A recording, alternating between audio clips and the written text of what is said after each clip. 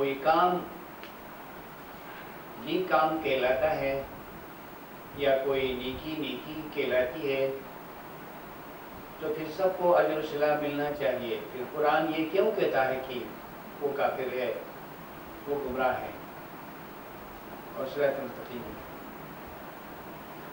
ہمیں قرآن ہی کو تسلیم کرنا ہوگا اور قرآن ہی کی بات کو ماننا پڑے گا کہ خدا جن کو گمراہ قرار دیتا ہے وہ گمراہ ہیں.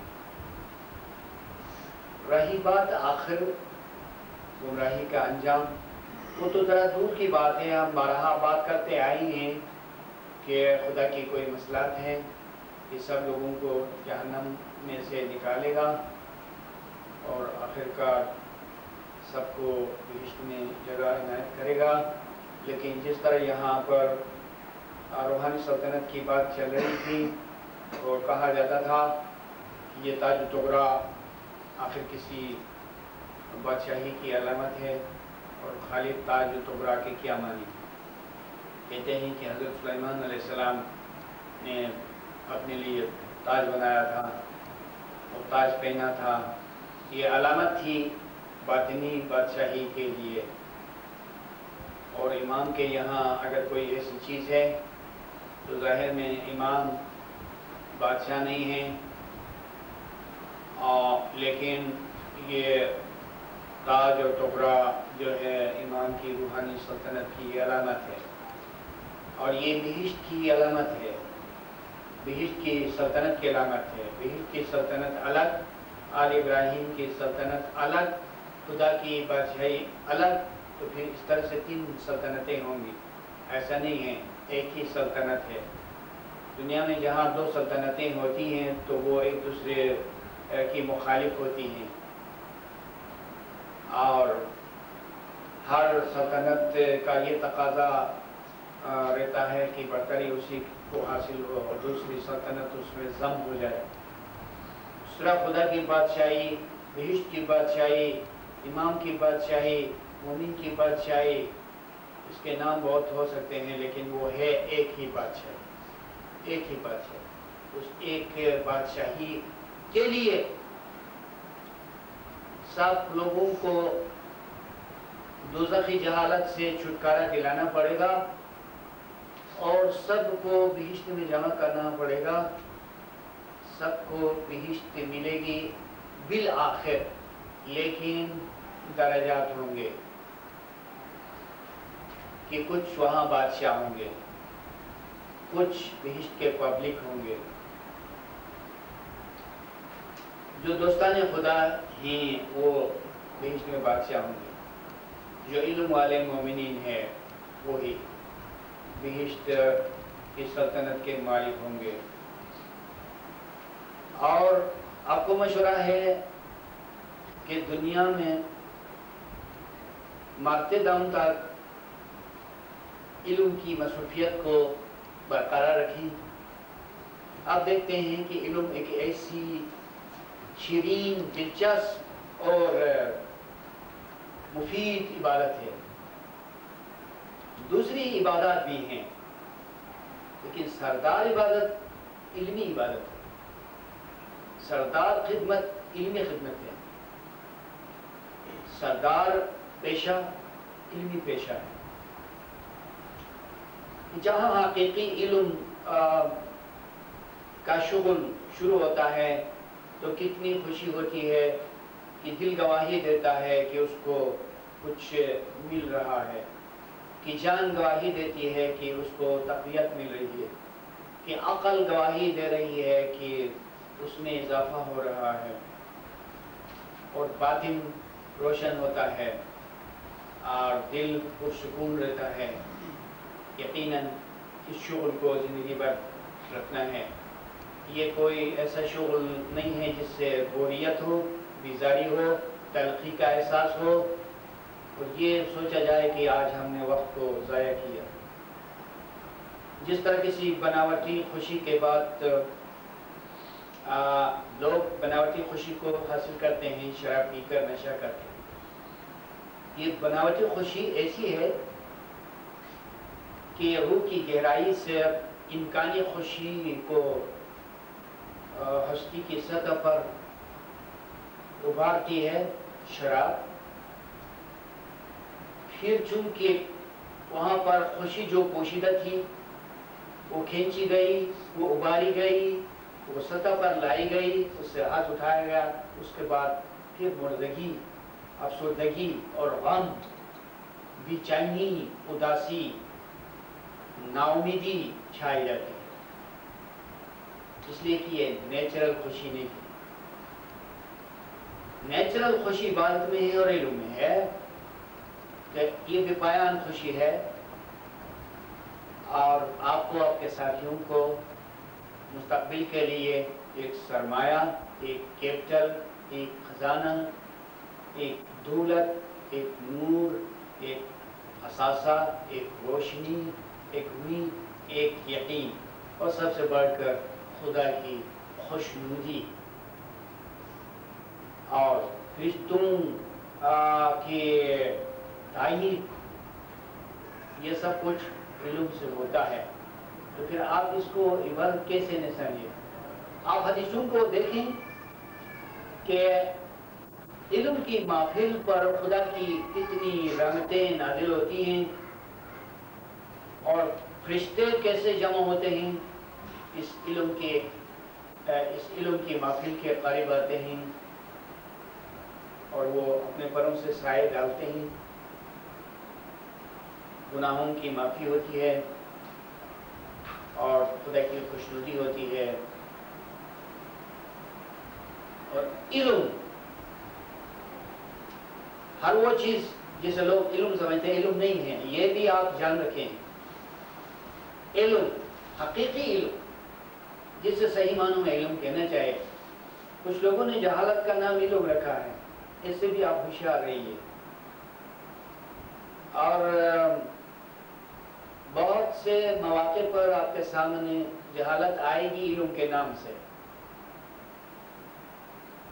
اور کچھ نقلی چیزیں آئیں گی اصلی چیزوں کے نام سے. اس میں محتاط رہنا. مومن میں یہ بصیرت ہونی چاہیے کہ وہ کم سے کم شناخت کرے کہ علم کیا ہے اور کون سا ہے اور کہاں ہے، کس جگہ سے علم ملتا ہے. امام کے سرچشمے سے علم ملتا ہے، اور جو باتیں امام کی طرف آپ کو نہیں لے جاتی ہیں وہ علمی باتیں نہیں کہلا سکتی ہیں، وہ معرفت کی باتیں نہیں ہیں. علم کا صرف ایک ہی سرچشمہ ہے. جس طرح ابھی ہم نے کہا کہ دین ایک ہے، کتاب ایک ہے، نبوت کا منصب اور مقصد ایک ہے، اس طرح علم کا سرچشمہ ایک ہے، نور ایک ہے. تو علم، حقیقی معنوں میں جو علم ہے آپ اس کی تلاش کریں. میرا مشورہ آپ کو بہت ہی قیمتی مشورہ ہے. کبھی تھکنا نہیں، کبھی بور نہیں ہونا، وقت نکالنا اور کتابوں کا مطالعہ کرنا، علم کی باتوں کو سننا، ٹیسٹوں کو سننا. امام کے ارشادات، حضرت مولانا امام سلطان محمد شاہ صلوات اللہ علیہ کے ان مقدس فرامین کو پیش نظر رکھنا جن میں مومن کی عظمت، بزرگی، بلندی، روحانی ترقی کے امکانات کے بارے میں ارشاد ہوا ہے، تاکہ آپ سے مایوسی دور ہو جائے گی. آپ میں عالی ہمتی اس لیے آئے گی کہ آپ میں بہت ساری صلاحیتیں، قوتیں رکھی ہوئی ہیں. ان فرامین کو اکثر و بیشتر بلکہ بار بار پڑھنا، جس میں مومن کے لیے ترقی کے دروازے کشادہ ہیں. کوئی رکاوٹ نہیں ہے، علم کے مقامات تک کوئی مومن پہنچ سکتا ہے، تیر جیسا ہو سکتا ہے. کتنی امید افزا بات ہے، کتنی بلند حوصلگی کی ہدایت ہے، کتنی روشنی ہے، اور کتنی بڑی زبردست روح ہے اس میں، بڑی زبردست روح. آپ یہ خیال نہ کریں کہ یہ بات ایک بات ہے، ایسا نہیں ہے. اس میں روح ہے، عالی ہمتی کی روح، اس میں روح ہے. تو امامی عالی مقام کے ارشادات کو لینا. آپ منتخب فرامین کو لینا، یعنی میرا مطلب ہے کہ فرامین کے بہت سے ٹاپکس ہیں. آپ ایک عاشق مولا کی حیثیت سے ان روحانی ترقی سے متعلق ارشادات کو لینا، کتابوں کے ساتھ ساتھ ان فرامین کو رہنما اصولوں کے طور پر لینا، گائیڈ لائنز کے طور پر لینا، تو پھر آپ کو علم سے بھی مزہ آئے گا۔ آپ فرمان نہیں پڑھیں گے، کسی کتاب کو پڑھتے چلے جائیں گے، پھر آپ کو شبہ پیدا ہو سکتا ہے کہ آپ جو کچھ کر رہے ہیں صحیح کر رہے ہیں یا غلط کر رہے ہیں، کیا معلوم۔ تو اصل جو ہدایت ہے وہ ایمان کے ارشادات میں ہے، اور اگر کوئی کتاب ہے تو وہ تفصیل ہے اور وضاحت ہے۔ بہت اچھی بات ہے، وضاحت ہونی چاہیے۔ جب مطابقت ہوگی تو آپ کو مزہ آئے گا کہ آپ کی کوشش صحیح ہے، آپ کا مطالعہ صحیح ہے، آپ جو کچھ سنتے ہیں صحیح سنتے ہیں، اور ورنہ شبہ پیدا ہو سکتا ہے۔ اور اس لیے امام عالی مقام کے ارشادات کو ملحوظ نظر رکھنا۔ اور یہاں پر میں ایک بات آپ کو بتاؤں، شروع سے لے کر اب تک جتنے ائمہ طاہرین کے ارشادات ہیں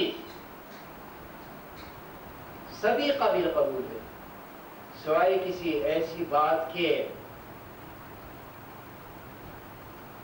کہ جس کے بارے میں کوئی دوسرا فرمان ہوا ہو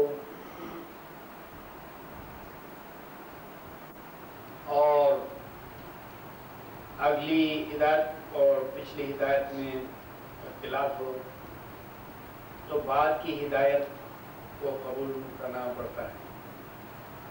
لیکن جہاں وسیع علم کی بات ہے وہاں ہم مولا علی کے ارشادات کو علم کے طور پر قبول کرتے ہیں۔ اب یہ بھی ایک فرمان سنایا گیا، کیا یہ فرمان منسوخ ہو سکتا ہے؟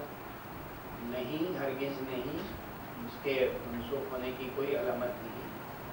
تو اس طرح ہر امام نے علم کے بارے میں جو کچھ ارشاد فرمایا ہے وہ قابل قبول ہے، اور اس پر عمل ہونا چاہیے، اس کو سننا چاہیے۔ اسی طرح حضرت مولانا امام سلطان احمد شاہ صلوات اللہ علیہ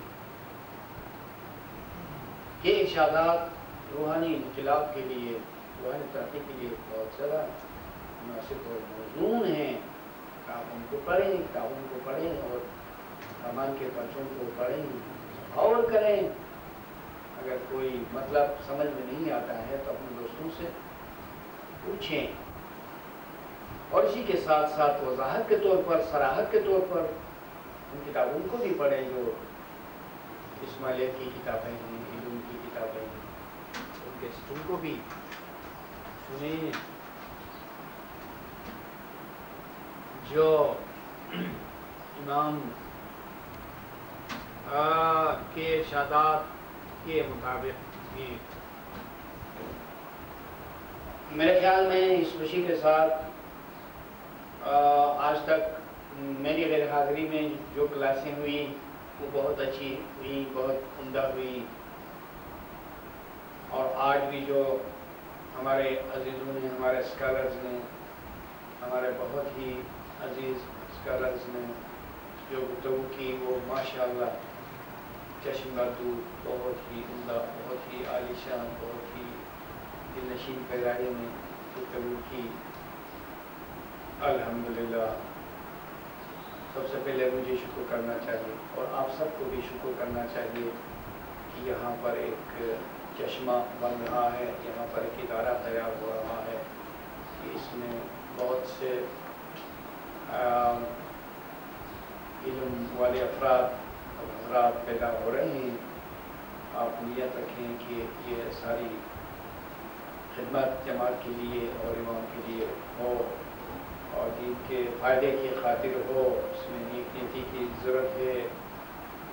کوئی اور حسد کرے تو کرے، لیکن آپ کسی سے حسد نہیں کرنا، کسی سے مخالفت نہیں کرنا، کیونکہ جس کو خدا کی طرف سے نعمتیں عطا ہوتی ہیں اور ان نعمتوں کی وجہ سے بہت ہی نرم دل اور خوش اخلاق اور حلیم اور صابر ہوتا ہے، اور کوئی ایسا شخص کچھ کہیں جس کے پاس کچھ بھی نہیں تو پھر وہ کہے گا کیونکہ اس کے پاس کچھ بھی نہیں ہے۔